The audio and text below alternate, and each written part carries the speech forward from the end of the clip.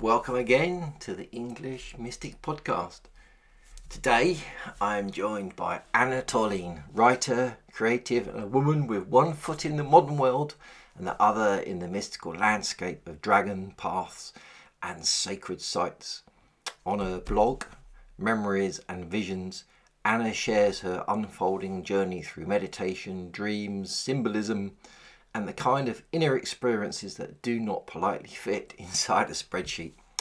Anna is also the author of Dragons of the Stone Circle, a story that weaves dragons, Winchester Cathedral, and a doorway into another dimension, with unicorns, owls, time and space, and a very real human theme of gratitude and transformation. In this conversation today, we're going to explore dragon lines, earth energies, including the work of Hamish Miller and Paul Broadhurst, known for mapping and discussing the Michael and Mary lines. So if you have ever wondered whether the landscape can be read like a living myth, you are in exactly the right place. Anna, welcome to the English Mystic Podcast. How are you today? I'm great, Kevin. How are you? I'm good. Even better speaking to you. So, just for the people listening, where in the world are you? I am in Florida. Oh, I'm in the tropics. It's very it's nice. very, very warm here, even in the winter. So it's quite pleasant. Beautiful. Yeah, not like here in Devon. It's wild, wet, and windy and cold. You know, better to stay in and be Exactly. That's why I cozy got my on, nice woolly jumper on. Keep me nice yeah, and warm. All the way from yeah, Guernsey. near the fire, talking about dragons. That sounds good. Or watching the fire. I love watching the fire and the flames flicker, and you're like, oh, I saw a dragon there. Yeah. Yes. I've actually got a picture somewhere where we had a bonfire outside, and there's you can see a proper fire dragon sitting in the fire. I'll have to share that with everyone. It's Yeah, beautiful. the wood sometimes turns into face of like a head of a dragon. Mm. I've seen that with some trees. Oh And wow. actually, I was reading I think it was The Sun and the Serpent, Hamish Miller, and Yeah. he took a photo of Cadbury Castle, and I Mm. think there was or outside there was a tree. It looked a lot like a dragon, so much that he put it in the book, you know. Good. You can find them in the trees. You can see them everywhere. There's a place called Durdle Door where it looks like a dragon that's drinking, and then there's a place not far from here that I went to a couple of weeks ago, and I was looking, I was thinking, there's some energy here, and I was drinking my hot chocolate outside, and I was like, yeah, you can see it. It looks like a dragon's head. It's literally the cliff, and it's been worn away, so it looks like a dragon's drinking from the sea. Uh, Yeah, yeah, yeah, and the I think it's St. Michael's Mount or the yeah, I think Cornwall. yeah. I saw another photo of the cliff, the Hmm. rocks, and you could see the profile of a dragon. Oh, right. Yeah, yeah, they're in Seriously, a I'll lot of check it out. mountains. Yeah. Cool. So, Yeah. a question for you.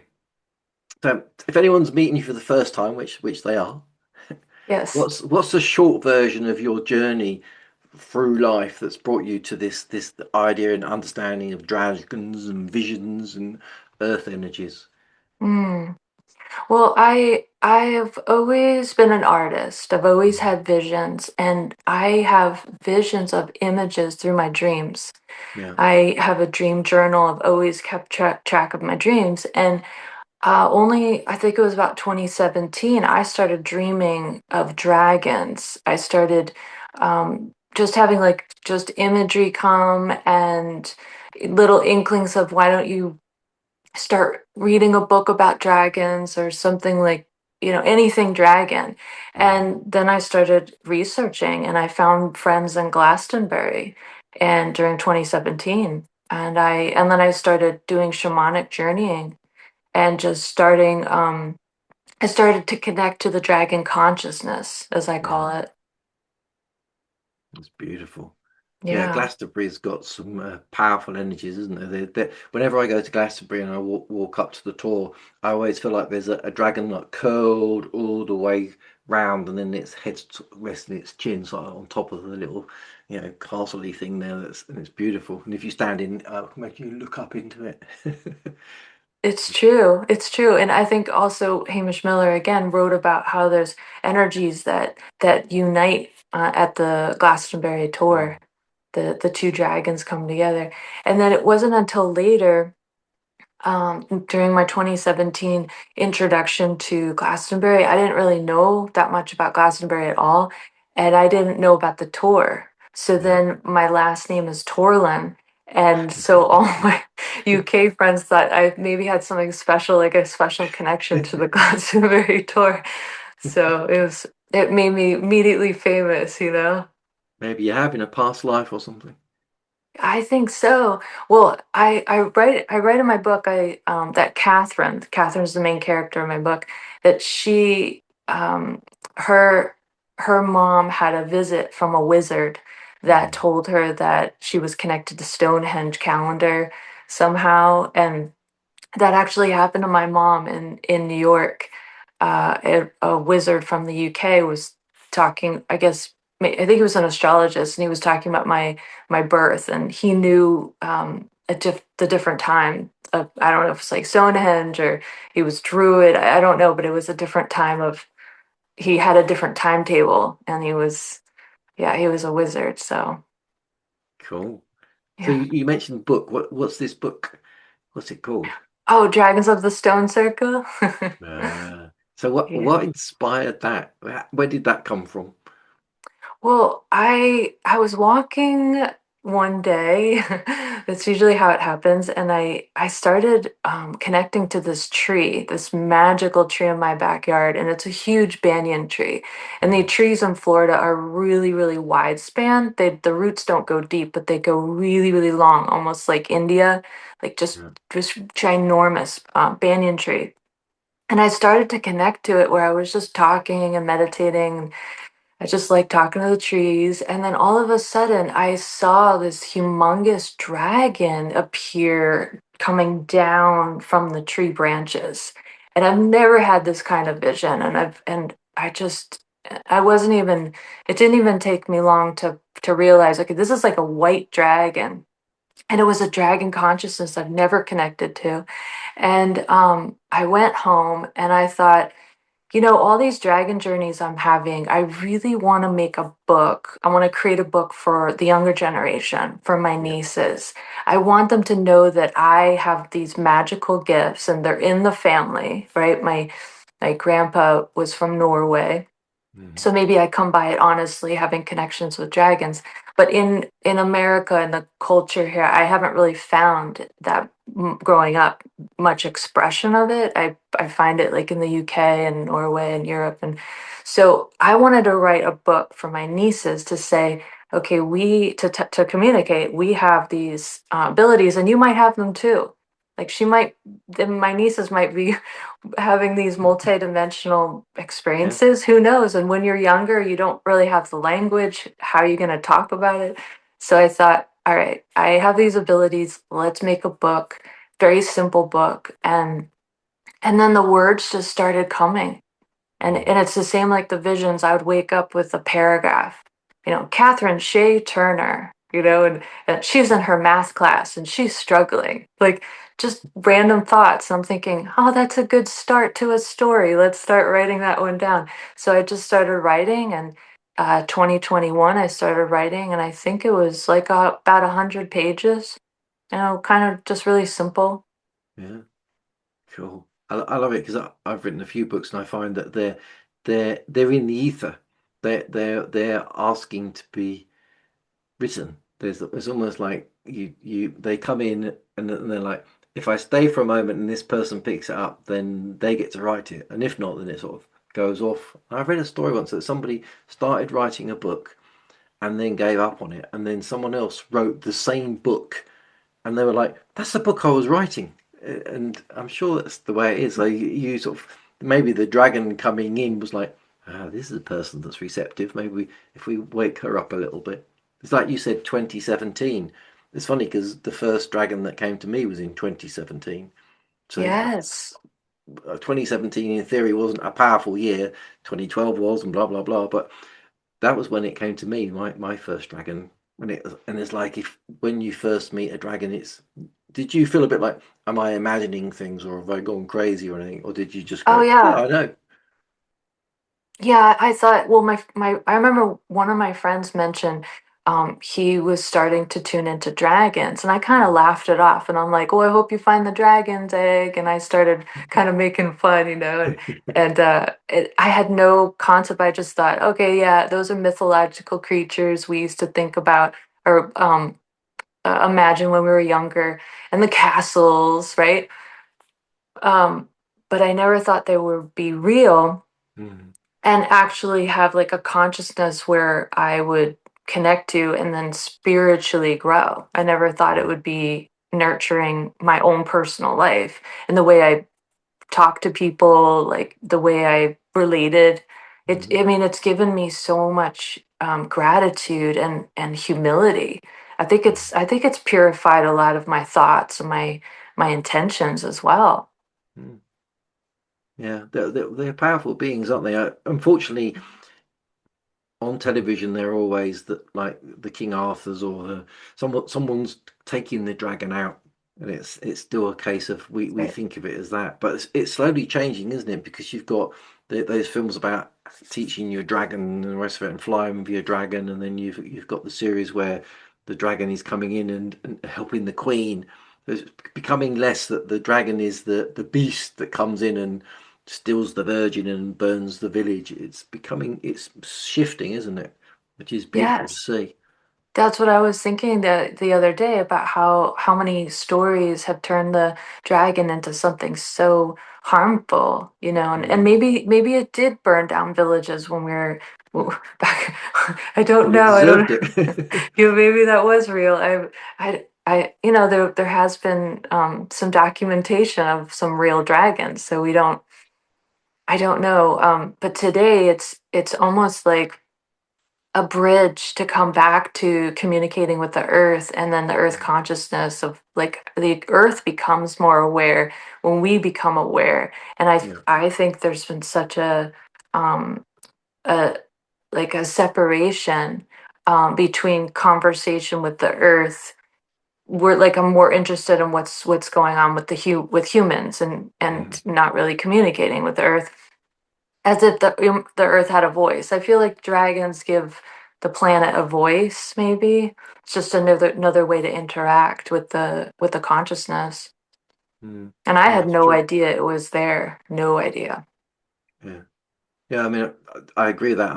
I often see dragons in the countryside. So, like I said, see them at Glastonbury Tor. But when I was in Peru, there was like a massive mountain range, and it even had the jagged bits that you imagine on the back of a dragon. Obviously, there's feathered dragons, smooth dragons, but this was a jagged one, and I was like, that definitely looks like a dragon. And then, as you do when you go on these trips, you have some of the local plant medicines, and that opens your third eye even more.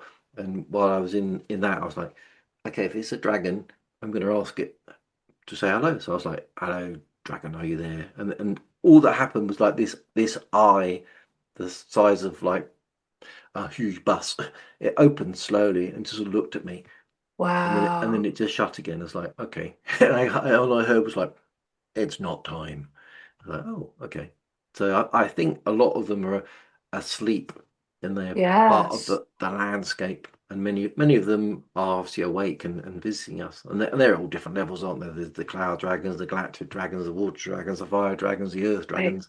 There's so Right. many different types. But it's beautiful that you met the white dragon. Is it with you now? Is it with you like all the time now? Or is I it just, think so. yeah?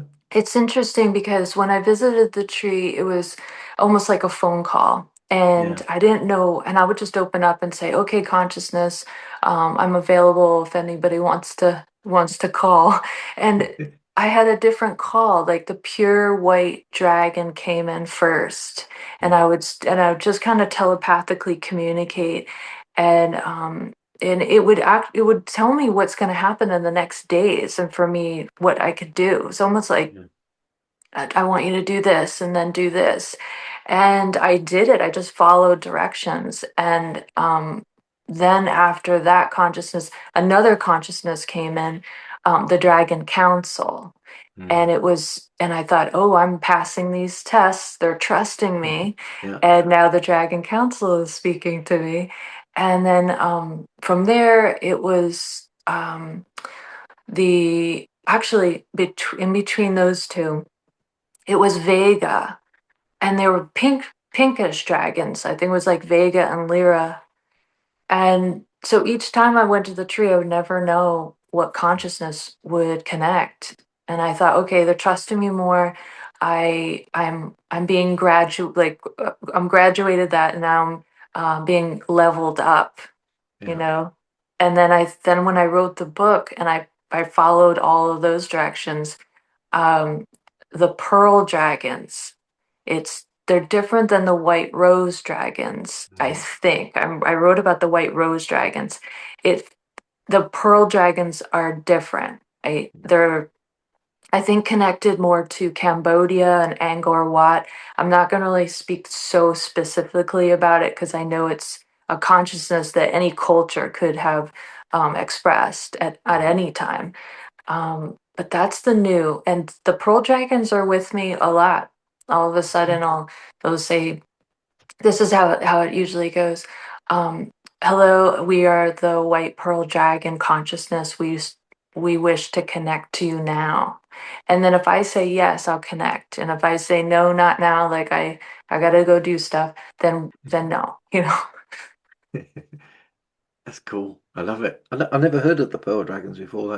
That's I've heard of the crystal dragons, and every time I speak to someone, I hear of a new, let's call it clan of dragons, and there's so many out there, and they all work in their own slightly different way, don't they? And assist us Yes, in a different it's way. true.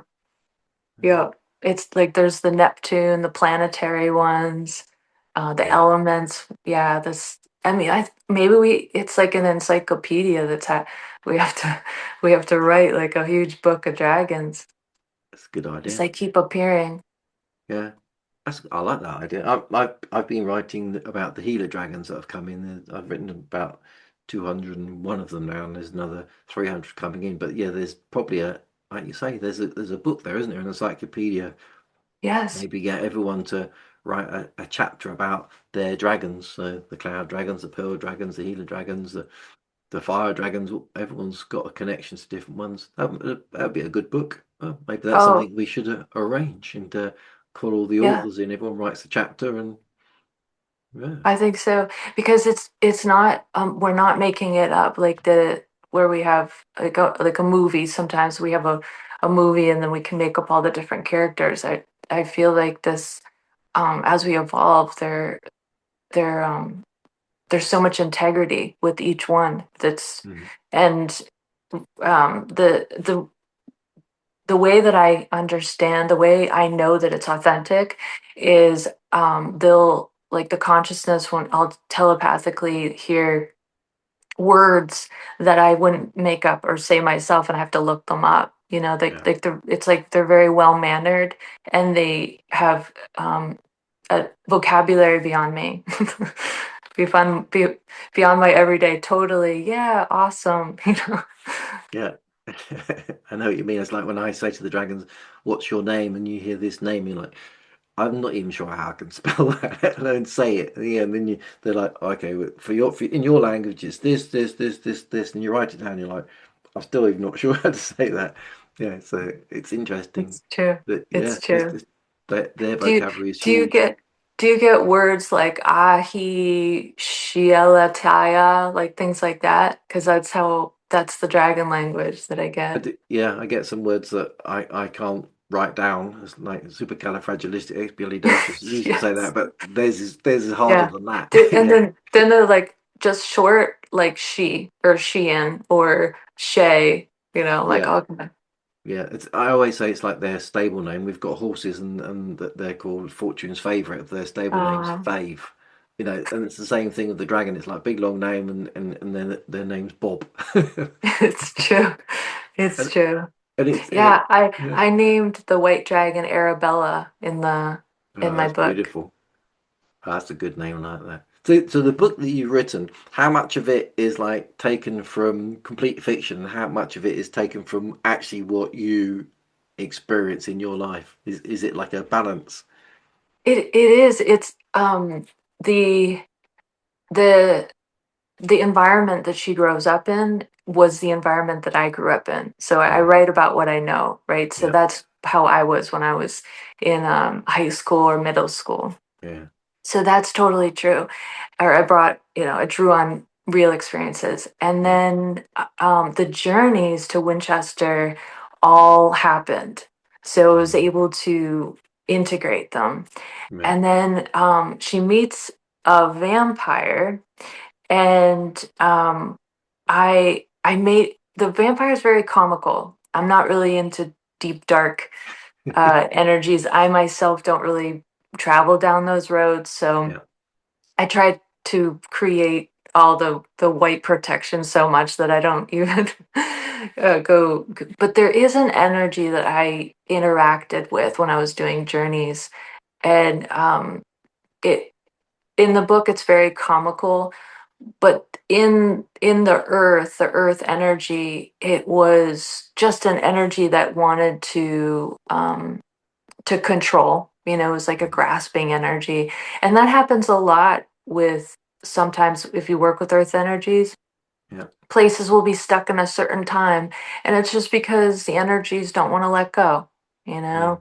So that's true as well. So I tried to create a character. I've never really met vampires, but I made a vampire that didn't want to let go, very yeah. possessive, and that's typical of a vampire. So yeah, I kept it very simple. Mm.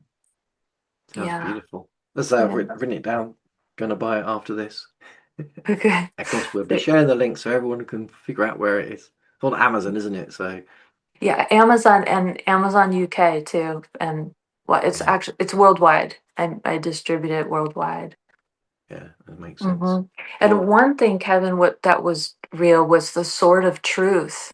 I hmm actually did visit St. Patrick's Cathedral when I was younger, and yeah, um, recently, when I was doing some energy work with my friends from Glastonbury, St. Patrick's came up, and that's a chapter in the book. And I won't talk too much about it, but she does discover a sword of truth as one of her tools. And I resonated with the sword because that's almost like Sword in the Stone mm, or Saint Michael or Archangel Michael. Sometimes he not sometimes, he always has his sword. Um, I mean, sometimes it's a spear with the dragon energies, but I I thought it was really interesting that the sword of truth came in to wield or to work with the energies of the dragons. mm, yeah. I love those Yeah. mystical tools. I was given a sword once when I was learning Rahani, celestial energy healing, and some maggot came Yes. in and was cutting cords with this sword. I was like, "That's a really cool sword." He's like, "Would you like one?" I was like, "Yeah, yes." And he gave me a smaller version of it, and then yeah, it's sort of in my magical collection for use in at times that it's needed. It's quite beautiful. Yes. Yeah. Yes. Like we always think, oh, maybe it's gonna hurt somebody because then Catherine's like, I don't want to be in a battle, and I don't want to use this sword, and Arabella and or the I think it's Arabella. She says, no, it's to direct energies, to move energies around, Mm. and it's true. Yeah. Yeah. It doesn't have to be used for cutting, does it? It's almost like a Mm-mm. magic wand almost.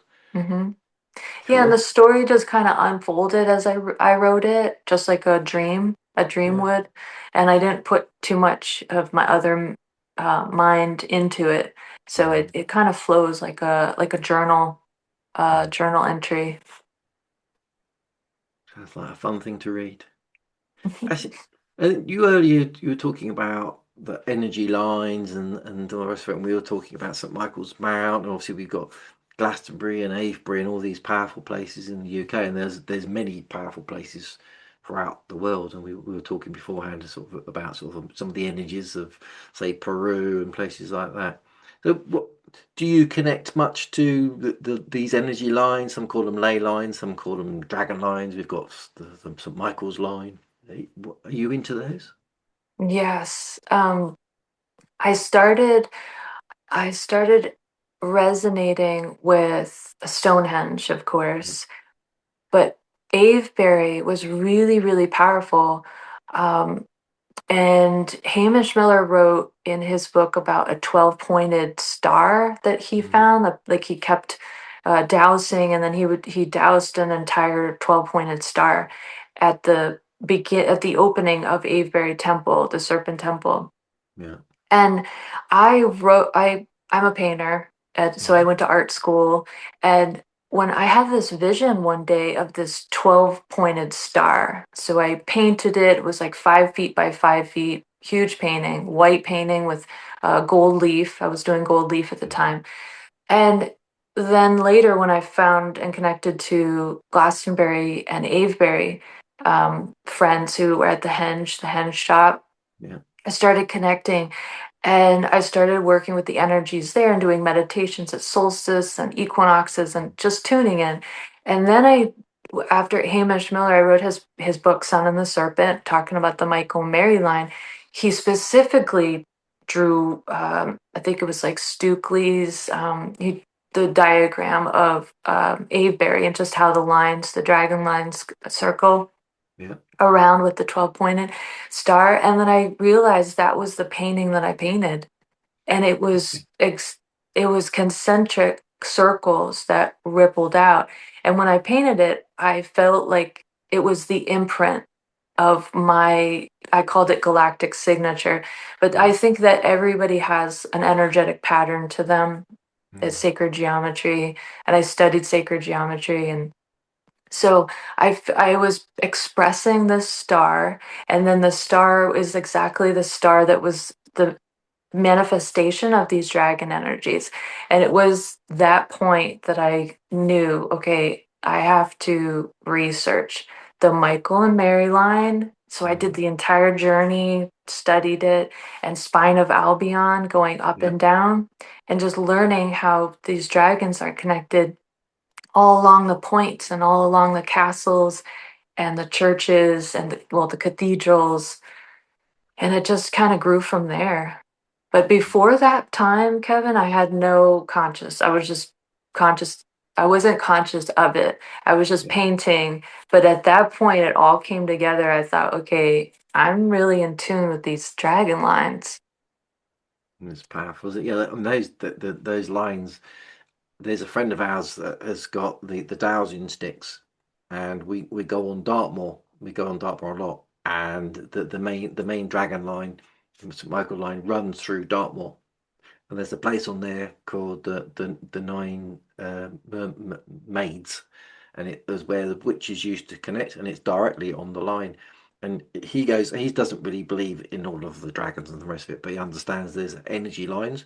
And we go there, and his dowsers are like, Yes. I was like, Yes. I was like, I need to go inside it. So I asked permission to step inside.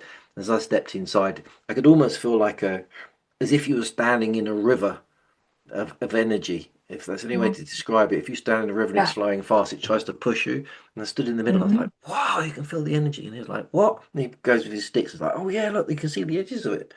So it's it's so powerful. And we humans have to see things, don't we? But I always say to people, "We've got Wi-Fi. Can you see that?" Well, no. Well, this is like a Wi-Fi of the Earth. It's an easy way to describe it to people that don't believe.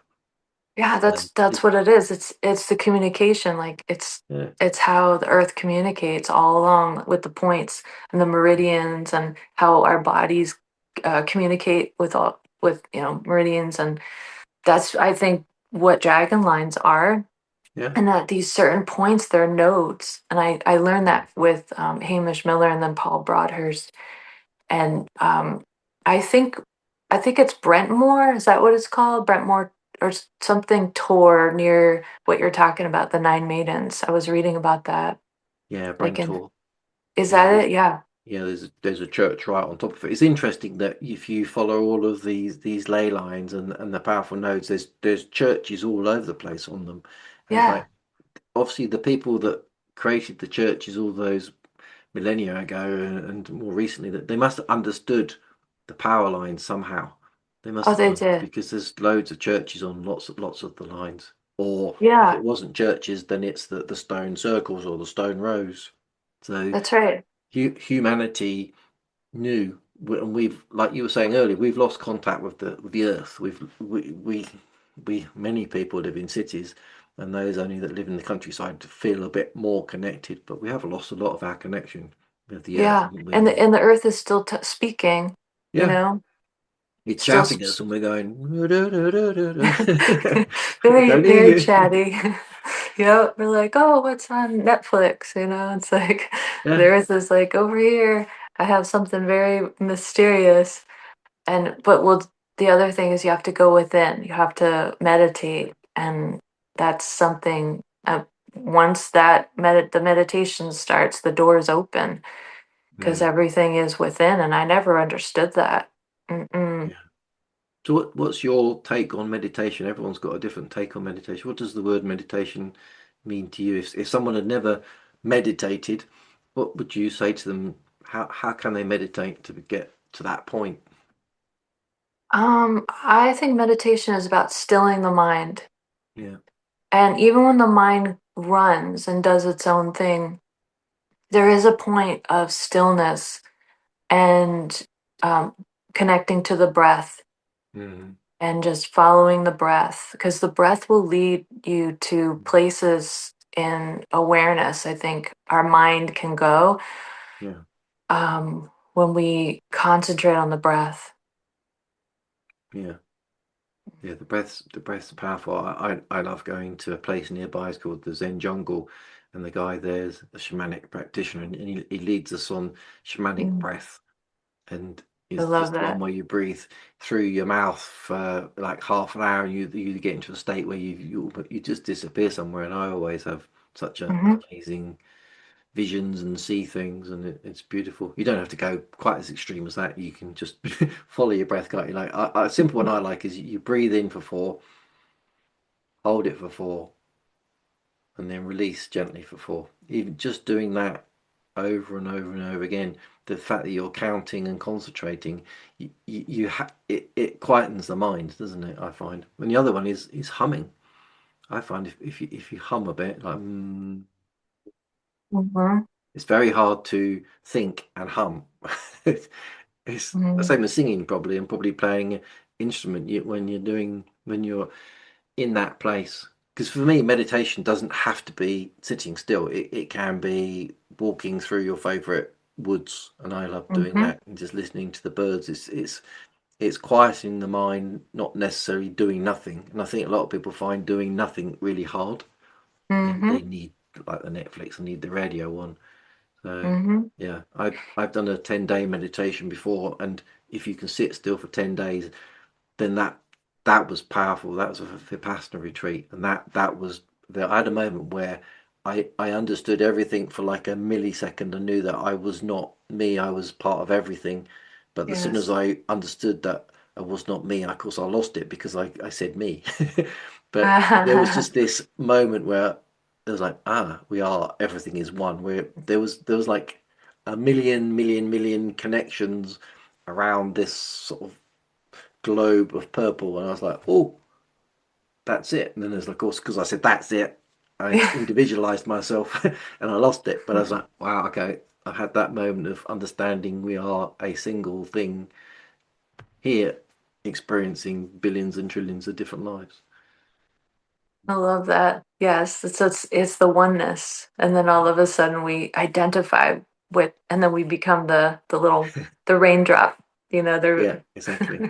It's like, I love it. if It's like, you're a no, I'm a drop in the ocean, cloud. you're like, I am the ocean. Like, and then you realize, Yeah, no, actually, I'm a drop in the ocean.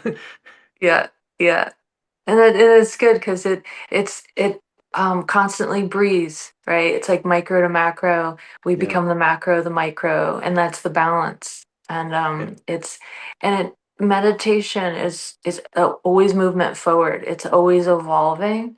I Mm. always think, okay, Anna, you're just becoming more aware, Yeah, of more things to surrender, yeah, and it's a constant evolution. And I don't ever say stop because that's resistance, and then resistance creates the tension. And if I say, "Oh, I know this," like I know what the dragons are going to say today, I'm not in a state of surrender, and there's always new information and always room to evolve and things like that. And so the what I'm saying is like if the energy is not moving forward, I know that I'm actually going I feel like I'm going backwards. I'm always yeah, like a fish, like the barracuda fish, yeah, they don't you start getting sucked towards the barracuda, but the barracuda stays the same. I always think about that when I'm in like the stream, yeah. like, oh no, I gotta float away from the barracuda. Yeah, it's like you said earlier. Things, time gets stuck, places get stuck, don't you? And we get stuck. I think it's probably because we know it, and our brains want to keep us in safety. So we often fight and don't want to. We don't want to follow the flow. We don't want to follow the change. We want to be like, well, where I am, I'm safe, so I'm staying here. I'm staying here. That's Yeah. right. Yeah. And that's the density. Like Mm. when I meet a an energy on a dragon line, or even just sometimes a person, they're very tense and dense Yeah. energy. It's because they're just holding on, and Yeah. the dragons flow with like their water, or I mean there's many different kinds, but the Yeah. currents are always spiraling, Yeah. right? Like your artwork, like it's Yeah. when there's a spiral of energy, I know there's evolution, and that's what I think the dragons are really teaching me, is that I'm always evolving. Mm. Yeah. Yeah. Yeah, I often see this that the spiral of life. I sort of see it as it's going around and round, but it's coming up, and what it does is it's almost like revisiting. But what here you were in pain with, when you revisit it here, you're like, oh, I see the lesson. Yeah, and yeah, Yes. I find that the dragons, they're always assisting me and saying, this is a moment where pretend you're walking through hell, but pretend you own it and just keep walking. Don't get distracted, and then it's a lesson. It's a lesson. Yeah, it's it's hard to do though, isn't it? I think we're all a bit human. We want to get back to our safety zone. Where was it safe again? But Oh sometimes you've got to yeah. go through the pain, through the fire, to get to the other Yeah. side and see. It's like facing the fear, isn't it? Once you face the fear, Yes. you think, why was I even afraid of it? Because on the other Yeah. side is freedom, and not, and like Yes. you say, keep moving towards, let's call it freedom or spiritual Uh-huh. enlightenment, whatever you want to call it. It's the Yeah. case of keep moving, because if you stop, well, you're not going anywhere, are you? No, that's the surrender part. Yeah. Yeah, that's huge. And when we surrender what was, then we can spiral up to the higher Mm. consciousness, and then I literally can look at the past, or what I was afraid of, and the challenge with the new awareness. And Yeah. that's a gift. Those are I did not make that up. That's all just the trajectory that my life has gone in, and I don't know how to pull people up and say, "Come on up here to this to the summit of the mountain. This is amazing." It's everyone has to do their own work, and Yeah. I don't know, it's just such a gift that the dragons started to connect to me, um and then hopefully I know that the dragon consciousness will connect to everybody, in their own time. They'll wake up to more and more. Mm. I think it's inevitable. I think it is that was when the dragon first came to me, and I was confused and thought I was seeing things, and eventually met someone that was like, yeah, I work with dragons every day. I was like, oh, okay, now I get it. And then I went through a few things where they said, do this for us, do this for us. So like you, I did them, and bit by Yeah. bit they go, oh, this human's listening to us, and then they then start coming in and they get a bit excited, and there's like hundreds of them speaking to you, like, I'm human, I can only listen to one of you at a time. I know you guys can all talk to each other at once, but bit by bit they expand your ability, don't they? I mean, if you said to me 10 years ago, I'd be talking about dragons, writing dragon books, talking to people about dragons, I'd be like, yeah, of course I would. Don't be silly, you know. And Mm-mm. and it's a slow progression, isn't it? And they assist you all the time with little things like looking after your safety through to. I even say to people, ask your dragon to help you find a space when you're going into town, and I do that Yeah. through to Yeah. give me full protection when I'm on a shamanic journey and I'm facing something that maybe isn't a nice energy, through to Yes. healings and all the rest of it. So there, Yes. yeah. Yeah, I find that they deliver very precise instructions, and if Hmm. I follow them, it always leads me to a, a more expansive awareness Yeah. of whatever I'm going in, and this calm, this just totally this calm comes over me, and I'm Mm. more peaceful. And that's what I was saying earlier, how it's changed my way I interact with my environment, because I feel so much more secure Mm. that I am able to be just my being, my presence. I'm sharing my being with people instead of trying to force some kind of idea of a concept of myself, or I want it to go this way, because I trust that the dragons have my best interest, because we have a relationship now, because I honor them, they honor me. Mm. So I trust. But I, like I said, before 2017, I mean, I would just see a dragon on the wall of a cafe and be like, yeah, it's, or the Chinese dragon year, or I'm like, yeah, but it's a whole new meaning now. Like they're guiding me every day. And I think, Kevin, you were the first person that I found that even spoke about dragon eggs. I started birthing these dragon eggs 2021 or 2022, and then yeah, it just, nobody was talking about it. So it was I said, oh my God, this is such a gift. Because imagine you're evolving and nobody else on the planet knows what you're talking about. It's a very lonely place. It's true. Yeah. I, That's one of the things that Dragon said to me, what, 3.5 years ago, is that there's a lot of people out there that are talking about dragons, but the, we've got the Dragon Council, but you haven't got your Dragon Council on the Earth. And they were like, you need to create something. And that's why I created Dragon Thunder and asked lots of speakers to come in, and there's now like 30, 40 speakers each year. And it's I love beautiful it. because there's a community out there. There's now, I listed the other day, there's now 80 people that I talk to that are talking and sharing about dragons all the time. Most I of love it's it. Europe or America or Canada. There's only one sort of in the sort of the East, so much so that they don't. They're, yeah, it's a shame, but I'm sure that will come, and there is like Yeah. a grid work of humans that are. I'm sure we've all been placed in a certain way on purpose. It was our soul journey, and the dragon's like, right, when they're ready to be awake, we'll connect with them, and we'll build this community, and we'll build whatever it is that they're going to help us with. I mean, they've been here since the beginning, and they understand us and our limitations. And I just feel that they're assisting us. Everyone talks about the new earth and the rest of it. I think all we're doing is raising our human frequency, and the dragons are sort of pulling us up. A bit like you were saying, trying to bring people up. It's hard to do. All they can do is come in and assist us so that we do it for ourselves. Mm-hmm. Yeah, and I think the reason why I wanted to contribute this book to the literary world is to plant a seed for the next generation if they start waking up, having gifts like I did in America or in New York City, Mm. versus if you were in England, where thank God that it's so accepted in your culture, and then also Chinese, Japanese, and all the other, and even Australia, Yeah. all over the world. And so that was one of my desires, or one of my wishes, is to integrate it into American culture, as Mm. and if it does, it does. If it doesn't, I sang my song, and and there you go. I'm not trying to change people, but I'm leaving a seed. Hopefully, it'll grow into a tree, and say, hey.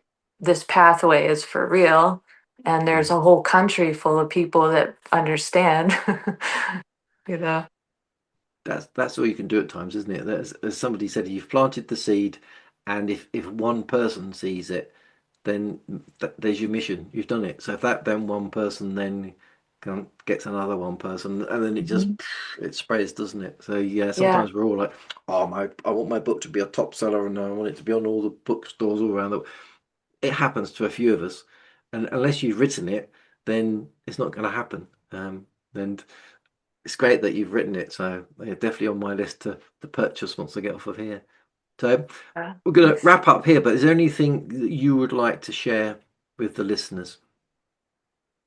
Um, I I think I would love for everyone to stay inspired and open to new adventures, Yeah. in especially meditation, going within, and even walking amongst the trees. A magical interaction could happen with the dragon, or um, hopefully there's just more hope, I think, for awareness, and then connecting with the earth, Mm. having conversations in a new way, not in the old way, and finding your own path, like finding your own style, Mhm. your own tree. That's how this all birthed. That's how it all came to me. So hopefully we'll go towards you. That's my message, I think. It's a beautiful message. Beautiful speaking to you. Thank you very much for your time, and I'll be sharing all your links, and I'll be sharing where the book is, and I'll be sharing that where your blog is, your memories and visions. So it's beautiful. Thank you very Thank you, much. Kevin. Thank you.